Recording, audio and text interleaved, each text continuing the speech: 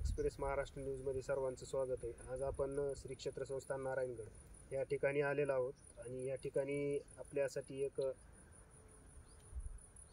फुलाची बाग आहे पाठीमागे, जे जरांगे पाटील यांचे दसरा मेळाव्याचा जो कार्यक्रम झाला होता त्याच्यापासून काही खाली थोडी अंतरावरती त्या दसरा मेळाव्याच्या पाठीमागच एक फुलांची बाग आहे आणि ती वन विभागाच्या ताब्यामध्ये आहे।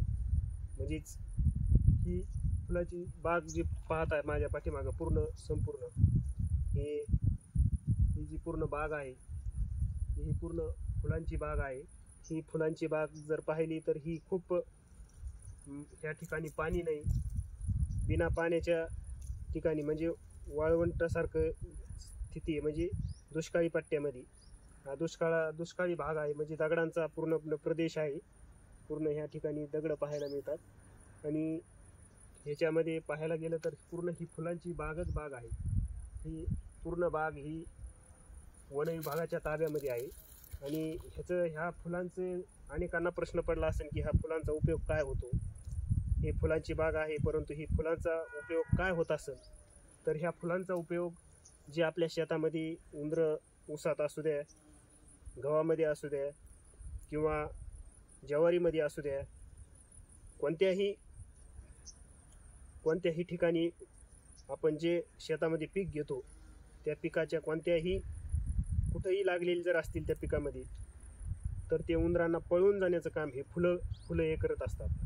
आणि हे फुलं उंदरं कमीत कमी हे फुलं टाकल्याच्या नंतर एक 15 ते 20 दिवस उंदरं त्या शेतामध्ये एंट्री करत नाहीत, म्हणजेच त्या जे आपण पीक घेतलंय ज्या ठिकाणी टाकलेले आहेत त्या ठिकाणी ते एंट्री करत नाहीत, म्हणजे ते येत नाहीत। आणि दुसरी गोष्ट, ह्या फुलांचे आणखी एक वैशिष्ट्य आहे की तुमच्या घरामध्ये जर उंदरांचं जास्त वावर वाढला असेल, उंदरं जर तुमच्या घरामध्ये सर्वात जास्त जर झाली असतील तर तुम्ही तुमच्या घरामध्ये सुद्धा हे फुलांचा उपयोग घेऊ शकता।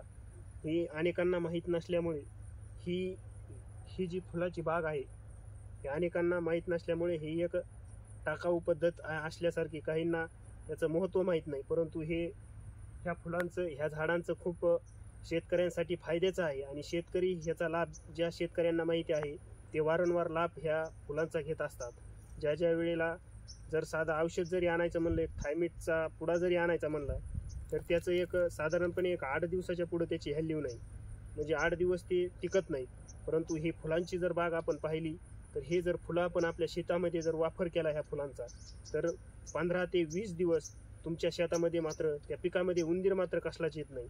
तुमच्या घरामध्ये जरी त्याचा उपयोग केला, उंदरं जर घरामध्ये जास्त लागली असतील तर त्याचा उपयोग करा, त्याच्यासाठी सुद्धा खूप फायद्याची ही फुलं आहेत। आणि हे फुलं ह्यांचं अनेकांना ह्याची काही माहीत नसल्यामुळे हे फुलं टाकाऊ आहेत, हे झाडांचा उपयोग नाही असं अनेक जणांना वाटतं, परंतु हे फुलं हे भरपूर प्रमाणात आहे। आणि इथे जर आल्याच्या नंतर बाग जर पाहिली तर ही पूर्ण दुष्काळामध्ये ही बाग आहे, कारण ज्या पद्धतीने आपण सीताफळ म्हणतो त्या पद्धतीने ह्याला कसल्याच प्रकारचं पाणी लागत नाही।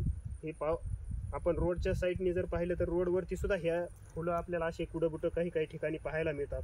आणि ही बाग जवळपास भरपूर मोठी आहे, 1 एकर 2 एकर 2-3 एकरच्या आसपास ही बाग आहे।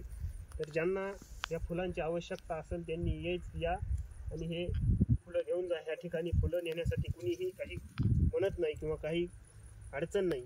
ज्यांना ह्या फुलांचा उपयोग करावा असा वाटत असेल त्यांनी अवश्य ह्या फुलांचा उपयोग घ्या आणि आपल्या शेतामधनं जे उंदरांचं सुळसुळाट आहे तो कमी करा।